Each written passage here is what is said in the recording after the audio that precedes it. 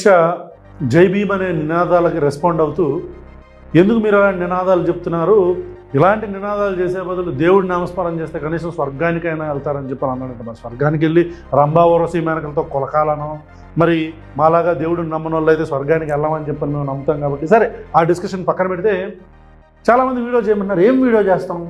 అమిత్ షాకి కోపం రావడంలో తప్పే ఉంది. డాక్టర్ బాబాసాహెబ్ అంబేద్కర్ పేరు చెప్పగానే అమిత్ షా కోపం రావడంలో తప్పే లేదు. ఎందుకంటే with due respect to the animals, గజ్జి పట్టిన కుక్కలకి, బురదలో బుర్రలాడుతూ పెంట తినే పందులకి, బత్తాయిలకి, సన్నాతులకి,